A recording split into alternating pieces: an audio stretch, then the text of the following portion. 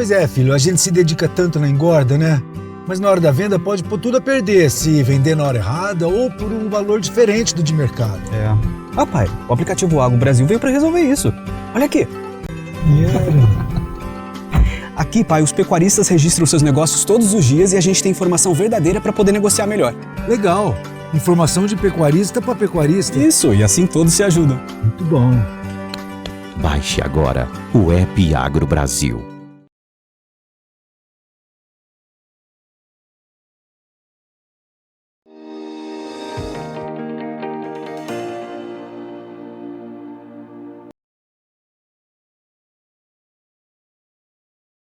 Olá, sejam todos muito bem-vindos. Estamos iniciando mais um boletim de mercado.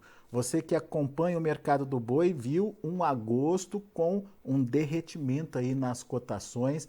A gente está falando de negócios já ainda acontecendo com o boi gordo em São Paulo, abaixo dos R$300 por arroba. Mas hoje a gente começa o mês de setembro. Com que expectativas? O que a gente precisa analisar e entender? Quais são os fatores que vão direcionar a precificação ao longo desse mês? Perguntas para Gustavo Machado, gestor de rede lá da Stonex. Está aqui o Gustavo com a gente já no vídeo. Seja bem-vindo, meu amigo. Obrigado mais uma vez por estar aqui com a gente e nos ajudar a entender e principalmente a ver possibilidades, criar cenários aí que possam indicar para onde os preços vão ao longo desse mês de setembro. Mês começando com que cara, hein, Gustavo? Seja bem-vindo. Muito obrigado, Alex. Muito bom dia. Bom, seguinte, esse começo de setembro agora vai começando com uma cara meio parecida com agosto. Ah, é? Principalmente quando a gente olha para o lado de oferta. Bem verdade é que a gente começa o agosto com as escalas indo quase que para metade Desculpa, a gente começa setembro, com as escalas quase indo para metade desse mês de setembro, né? Isso de um modo bem geral. O que a gente acredita que ainda pode ter uma oferta para vir, primeiro daqueles animais que já estavam programados para sair em setembro. Né? E talvez algum animal que era para sair em agosto, mas como o preço caiu tanto, o pecuarista falou, não, vou segurar um pouquinho mais e vou vender em setembro. Então o que a gente vê aqui, as escalas estão para metade de setembro e podem ainda continuar avançando ao longo desses próximos dias, dessas próximas semanas. É verdade também que não estão avançando mais como já avançaram. Né? Julho e agosto as escalas andaram muito rápido. Não avança mais naquele mesmo ritmo, fator positivo. Mas a gente ainda pode ter uma oferta aí chegando nesses próximos dias, nessas próximas semanas. E isso, claro, vai impactando na arroba, né? O que você está querendo dizer com isso, Gustavo? Que a gente vai ter oferta suficiente para atender uma demanda. Agora, como é que a gente entende essa demanda? Já uma demanda nova, já uma demanda que a gente esperou que acontecesse em agosto e não veio, a gente esperou que acontecesse em julho e não veio. Será que a gente já pode esperar essa demanda mais robusta no mercado interno ainda agora nesse mês de setembro? Eu acho que em termos de demanda não vai ser muito diferente. É de fato o que vem acontecendo, deve continuar. Ah, é?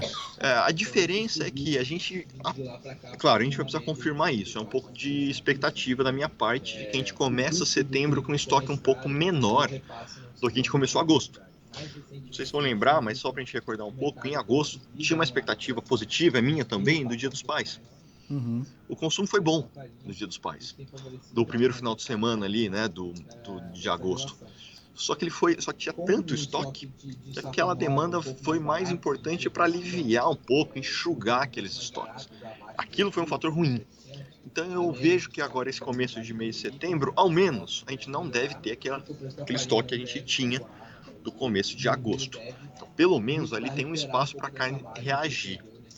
Até adiantando, o preço da carne, principalmente dos cortes do traseiro no atacado, estão um pouco mais baratos. É mais um fator que também pode destravar um pouco mais o consumo. Então tem aí essa conexão, essa junção de estoque menor com carne barata que pode ajudar a melhorar o preço da carne. Isso a gente está falando no atacado. Isso pode respingar de alguma forma nos preços da arroba, Gustavo? Exatamente. Agora, quando a gente junta esses dois, né, essa oferta com essa demanda um pouquinho melhor, eu acho que o maior impacto, né, desse respingo, como você falou, é mais de trazer uma certa estabilidade. Eu acho, tentando fazer um exercício de previsão, que a oferta pode continuar ainda incomodando e com uma pressão de baixa tentando encaixar. Só que com esse começo de mês, uma demanda um pouquinho, né, voltando, naquela demanda que é comum de começo de cada mês, poder fazer com que essa pressão de baixa não encaixe. E aí, se você tiver ainda uma oferta que ainda está presente, uma escala que está indo um pouquinho mais longa, mas um começo de mês que é sempre favorável para consumo interno com estoque menor e preço de carne mais baixo, né, isso pode trazer uma certa estabilidade, tá? Ou talvez até uma recuperação, um reajuste modesto, suave, nada tão exagerado nesse curtíssimo prazo, porque a oferta ainda, eu acho que coloca uma âncora para o boi conseguir deslanchar tão rápido ao longo desses próximos dias, tá? Essa mais ou menos assim, amarrando um pouco esses dois pontos que a gente comentou agora. Resumindo, setembro então tende a ser um mês de busca de equilíbrio entre oferta e demanda aí para a partir daí, a partir de outubro, último trimestre, a gente ter uma virada de cenário. Dá para apostar nisso? Dá para apostar nisso. Tá, claro, a gente sempre tem um potencial de errar um pouco nessas nossas análises, a gente vai olhando para o xadrez ali que a gente tem agora na mão. Mas o que dá para apostar realmente, agosto foi um período de pressão muito forte, com uma oferta que saiu na frente da demanda, e agora setembro o mercado se encaixa, busca um equilíbrio de novo, ainda preocupa essa oferta, essas escalas ainda um pouquinho mais longas do que... Se estivesse um pouco mais curtas, eu estaria ainda mais otimista, tá? Mas ali, virada de setembro para outubro, o mercado acho que pode começar a virar, principalmente porque esses atuais níveis de preço são desestimulantes para a produção. Então, o cara às vezes está vendendo o animal do confinamento agora e fica um pouco mais cauteloso de repor esse animal do confinamento para sair no final do ano. Então, há uma grande dúvida hoje do mercado de qual que vai ser a oferta, principalmente de animal confinado, né, nesses últimos meses do ano. Outubro, novembro, dezembro, janeiro do ano que vem, a gente pode começar a ver uma oferta menor. Lembrando, né, nesse caminho a gente tem Copa.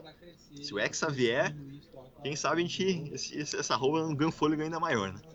Pois é, e tem esse aspecto da oferta, que nesse momento o pecuarista não está estimulado a produzir, enfim, a colocar muitos animais. Óbvio que aquele que é profissional vai fazer de qualquer jeito, porque ele tem gestão na propriedade dele, mas aquele que aproveita o momento deve deixar de produzir. Então, teoricamente, uma oferta no último trimestre um pouco mais restrita, diante de uma demanda que pode crescer com os eventos, certo?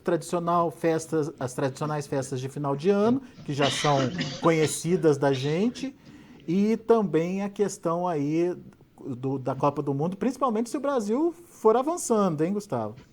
Quanto mais churrasco a gente vai fazer, né? É isso. Mas, por enquanto, olhando para a B3, o que a B3 está indicando? Ela já sinaliza isso ou ainda não? Já, exatamente. Muito provavelmente é isso que o mercado está precificando hoje quando se olha para a curva futura dos contratos em bolsa. A gente tem o contrato de setembro agora em R$ 308,40, tá? Ainda um pouco contaminado por um indicador do Exalc São Paulo, que ficou artificialmente mais alto ao longo do último mês. E você tem um outubro, um novembro, um dezembro, gradualmente com preços mais altos. Um outubro em 312, um novembro em 315, um dezembro em 316,50. Tá? Essa recuperação da Bolsa já começa a mostrar o mercado conseguindo se fortalecer nesses próximos meses, nesse final de ano, com oferta um pouquinho se reduzindo e demanda conseguindo se fortalecer.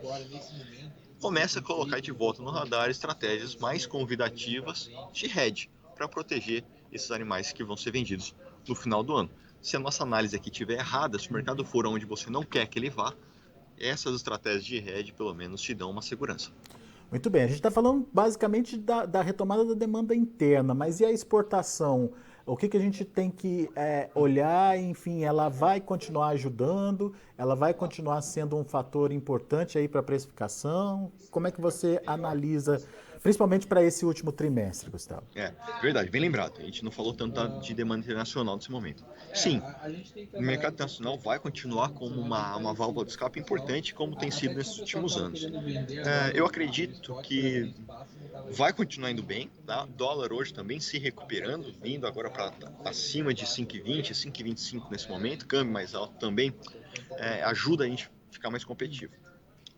Agora, acho que vai ser difícil a exportação aumentar muito mais em termos de volume do que a gente já tem hoje, tá? Até por uma questão ali de capacidade operacional, você tem um limite, né, do quanto você consegue abater de animais, exportar, limite de plantas habilitadas para determinados destinos, e às vezes também quando no final do ano vai chegando mais para frente, a carne que for exportada aqui vai chegar naquele período entre Natal e Ano Novo, que é um período que o pessoal não gosta muito de receber carne.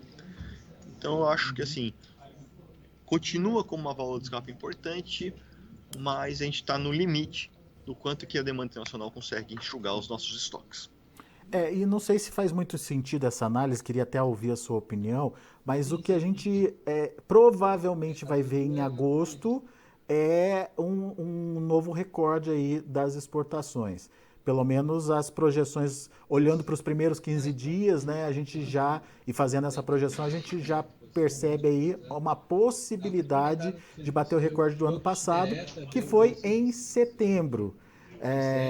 Será que a gente está antecipando essas exportações, essa antecipação aí das compras está acontecendo a ponto de fazer agosto e não setembro ser o mês do recorde aí, Gustavo? Sim, essa análise ela faz sentido porque o ano novo chinês é mais cedo esse ano, né? Desculpa, no ano que vem, né? Nesse momento. Ano passado foi em meados de fevereiro e agora é meados de janeiro. O ano novo chinês é aquele ano novo lunar, não tem uma data específica. E como ele antecipa, as compras também podem estar sendo antecipadas para poder casar, né, a chegada dessa carne lá com esse período de maior demanda. Então não é uma análise... Faz bastante sentido. Aliás, a gente também tem trabalhado com a possibilidade de exportação boa, mas assim, a melhor janela de exportação é agora. Né? Vamos continuar observando essa questão das exportações, que é muito importante até para a gente entender o apetite internacional e até que ponto essa exportação pode evoluir ao longo dos próximos meses, mas ficar com essa possibilidade de que o principal momento de negócios é agora, né? Que está acontecendo agora e não mais para o final do ano, justamente por conta dessa dessa necessidade da China de ter essa carne um pouquinho mais antecipada do que em anos anteriores, no momento do feriado deles lá no ano que vem, certo? Exatamente, colocou muito bem. Boa. Muito bom. Se a gente tivesse que dar alguma orientação para o pecuarista agora, Gustavo, olhando esse cenário que você trouxe aí, essas possibilidades, o que fazer, hein? Apostar, aumentar, se proteger, como se proteger, enfim, qual que é a dica, hein? Apostar a gente não gosta muito de apostar aqui, né? A grande verdade é assim, o mercado do boi é um mercado muito mais volátil, né? O mercado do boi não é mais aquele mercado mais sereno e previsível como ele já foi há 2, 3 anos atrás. Momentos o mercado do boi dá um susto muito maior do que o mercado do milho, que tradicionalmente é uma commodity mais volátil. O que fazer nesse cenário? Hoje você já tem níveis de preços mais altos na curva futura do boi. Exemplo, você tem um novembro 316, você tem um dezembro 317. Tá? São mais de R$17, são mais de R$20 em relação ao mercado físico de São Paulo hoje. Hoje, um animal do tipo China, girando 295, você tem 317, você tem mais de R$20 de alta. É possível garantir esses níveis de preço? Com estratégias que pode ser tanto venda, por exemplo, de contrato futuro, né? Há de se tomar um cuidado em relação ao fluxo de caixa nesse tipo de operação, né? Mas também há estruturas com opções aos seguros de preço, né? Que o pessoal chama as puts, né? Então você tem estratégias e as opções, os seguros, chama muito a nossa atenção porque te garante um piso, né, uma previsibilidade do mínimo que você vai conseguir vender esse boi. Você consegue garantir uma rentabilidade mínima esperada pela venda desse animal, mas sem travar um preço. Então, se no final do ano o mercado realmente surpreender a gente muito positivamente, você vai conseguir vender esse animal mais caro no mercado físico e no uso do teu seguro que você comprou. É muito equivalente como o seguro do carro. Você faz o seguro do carro, se você bater o carro, o seguro te dá outro carro, né?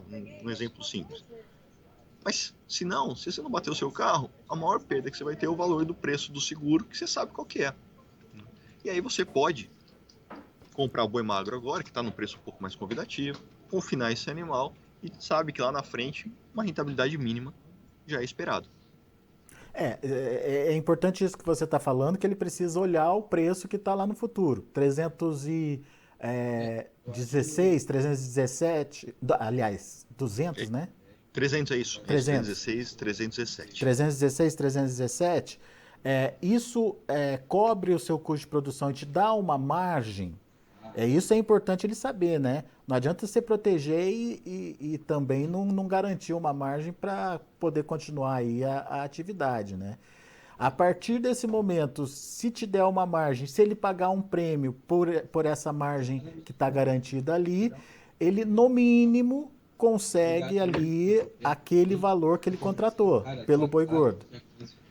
E se lá na frente o mercado reagir dentro das expectativas que a gente trouxe agora e das possibilidades que a gente trouxe agora, ele perde, deixa de exercer esse contrato, mas vende o boi dele no mercado físico pelo valor do mercado que está sendo praticado naquele momento.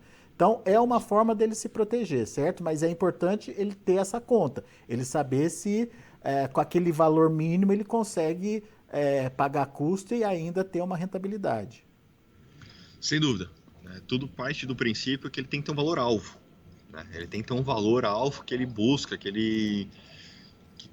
qual que é o preço dele, qual que é o custo dele, qual que é o valor que cobre, que dá uma margem, níveis de rentabilidade. Aí, a partir disso, a gente vai estudar quais são as estruturas, quais são as estratégias que encaixam dentro do perfil de risco desse pecuarista, por exemplo. E foi bom você falar nisso que quando você trabalha fazendo estratégias, não é só uma, né? A gente falou da put, mas você pode fazer combinação de várias outras estratégias para se perder de um lado, ganhar de outro, né, Gustavo? Você consegue amarrar ali a sua proteção, certo? São várias estratégias, é muito comum a gente ter às vezes 2, 3 estratégias, tá, na carteira. Por quê? Para tentar otimizar a proteção e reduzir um pouco o custo dessas estratégias. Então você tenta otimizar, né, colocando 2, 3 estratégias na mesma carteira.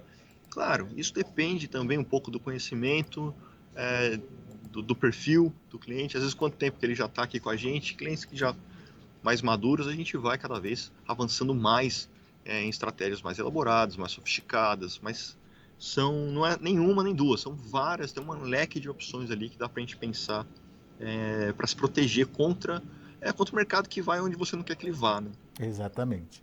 Muito bem, então fica esse recado aí para você, se proteja, enfim, entenda como essas ferramentas podem te auxiliar, procure uma ajuda de quem trabalha já com esse tipo de operação, de quem entende esse tipo de operação. Não tente fazer sozinho, porque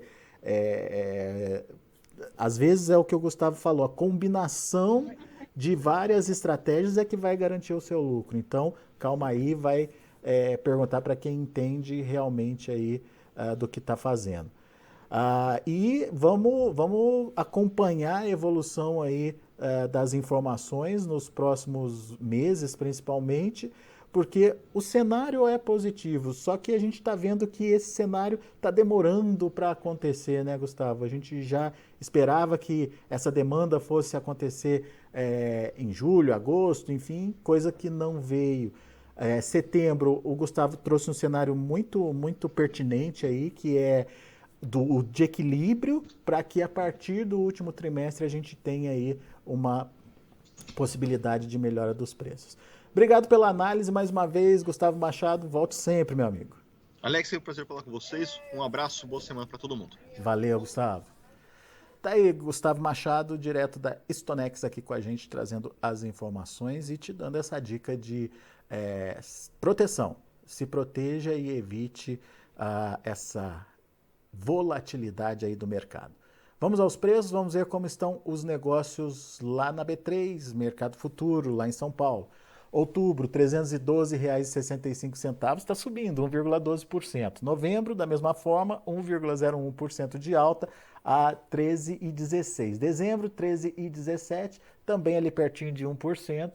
Janeiro sem negócios hoje. Indicador CPEA fechou o dia de ontem com queda de 0,93% a R$ 309,10. Uma queda aí de 0,93%, como eu disse. Esses são os números do mercado do boi. A gente vai ficando por aqui. Agradeço muito a sua atenção, a sua audiência. Daqui a pouquinho tem mais informações para vocês aqui no Notícias Agrícolas, nos nossos boletins especiais. Notícias Agrícolas, 25 anos ao lado do produtor rural. Se inscreva em nossas mídias sociais. No Facebook, Notícias Agrícolas. No Instagram, @Notícias Agrícolas. E em nosso Twitter, @Norteagri. E para não perder nenhum vídeo, não se esqueça de nos acompanhar no YouTube e na Twitch, Notícias Agrícolas Oficial.